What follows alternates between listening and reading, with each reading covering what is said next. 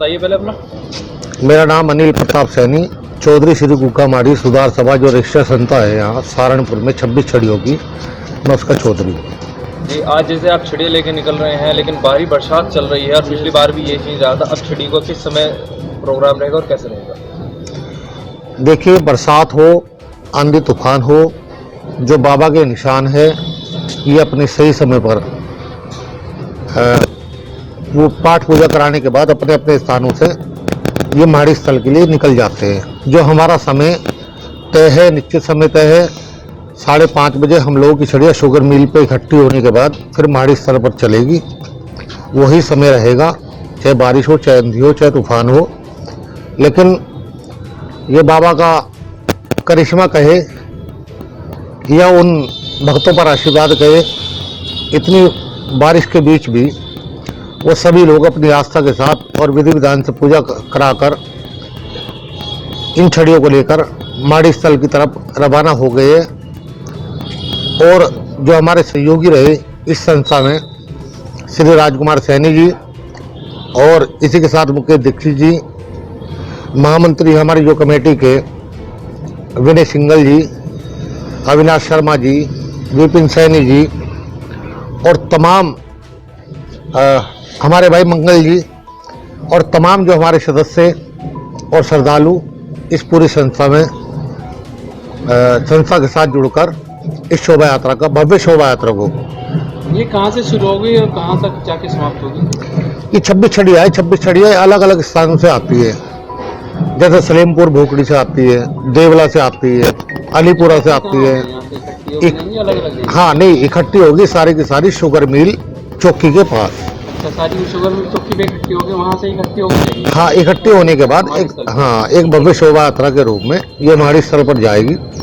माड़ी स्थल पर जाने के बाद इनका विधि विधान से पूजन होगा और आज 10वीं की रात ये छड़ियाँ वहीं रुकेगी। कल एकादशी में भी छड़ियाँ वहीं रुकेगी और जिस दिन द्वादशी होती है, द्वादशी में ये छड़ियाँ 10 बजे अपने अपने स्थानों के लिए निकल जाती है। इस बार भी फूलों से वर्षा की जाएगी।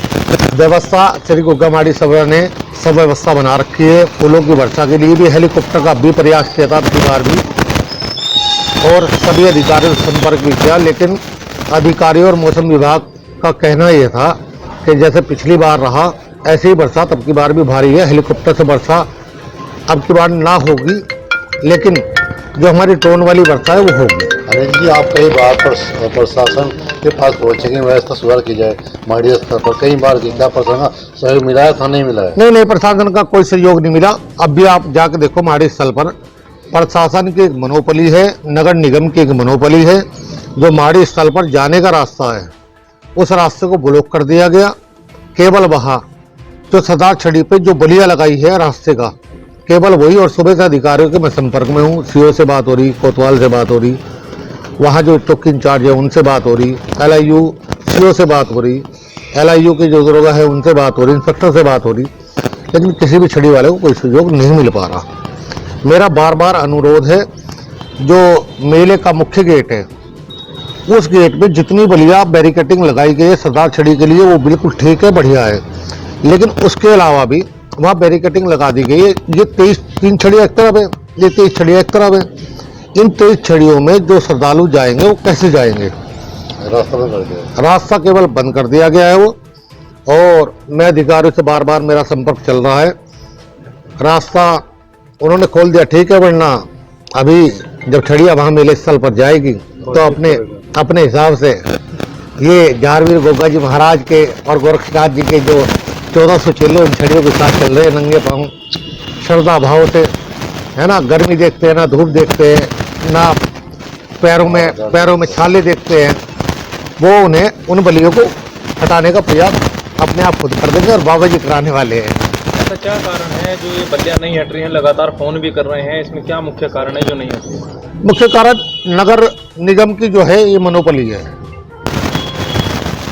नगर निगम इस मेले को अपने हिसाब से चलाना चाहता है, लेकिन मैं नगर निगम से कहना चाहता हूँ, उनके अधिकारियों से कहना चाहता हूँ, और जो खासकर नगर आयुक्त है वो अपनी मोनोपोली कर रहे हैं। मैंने बार बार उस तालाब के बारे में भी 18 तारीख में वहाँ एक बच्चे का डूबने से मौत होली। और 14 तारीख में नगर निगम के जो नगर आयुक्त थे, मैंने उनसे बात की और बात करने के बाद मैंने कहा कोई बलि वहाँ चढ़ सकती है, कोई डूब सकता है, लेकिन उन्होंने मेरी बात को टाल मटोल कर दिया। उसकी रिकॉर्डिंग मेरे पे आज भी है, लेकिन उन्होंने मेरी एक भी बात नहीं मानी। हाँ, पत्र लिख के सबको माध्यम सभी अधिकारियों को अवगत कराया था। और मैंने डीएम साहब की अभी मीटिंग हुई थी, सारे अधिकारियों की मीटिंग हुई थी, उसमें मैंने सभी लोगों को ये कह दिया गया था जब तक वहाँ उसकी तालाब की दीवारें ऊंची नहीं होती सरोवर की और वहाँ तार बाड़ नहीं होती, पुलिस की व्यवस्था वहाँ नहीं लगती, जब तक इस सरोवर को बंद रखा जाए, क्योंकि भीड़ बहुत ज़्यादा आएगी। इसमें हर आदमी उस तालाब में जाने का प्रयास भी करेगा, नहाने का प्रयास भी करेगा। अभी केवल एक मौत हुई है, आने वाले समय में 10 भी हो सकती है ना, कोई भी दुर्घटना हो सकती है। और आज सुबह से चीफ साहब से लेकर जितने भी एक्शन बिजली विभाग के सभी से मीटिंग चलती रही हमारी। मैं खुद मौके पर वहाँ मौजूद था, क्योंकि बारिश का मौसम है, जगह जगह से शहर से छड़ियाँ निकलती है। जहाँ जहाँ से छड़ियाँ निकलेगी उनके रूट भी हमने बिजली विभाग को दे दिए, और सभी रूटों पर जब जब छड़ियाँ निकलेगी वो लाइट बंद रहेगी। और शाम 5 बजे से लेके और रात 9 बजे तक, क्योंकि मेरी चीफ साहब से, एक्शन साहब से, सभी से बात होली, शुगर मिल से लेकर माड़ी स्थल तक विद्युत लाइन बिल्कुल बंद रहेगी, कोई हादसा ना हो। क्योंकि पिछली बार एक हादसा हुआ था, उसमें एक बच्चे की मौत हो गई थी, उसे आज तक बिजली विभाग ने कोई मुआवजा नहीं दिया। उसकी लड़ाई भी मैं स्वयं और श्री गोगामाड़ी सुधार सभा, मेरे महामंत्री जी और मेरे सहयोगी राजकुमार सैनी जी, मुकेश दीक्षित जी, मंगल भाई, और भी जो हमारे साथ जुड़े हुए हैं, हाँ, भारत कन्नवाल जी, पुष्पेंद्र चौधरी जी, ये सब लोग उस लड़ाई को लड़ने का काम कर रहे हैं।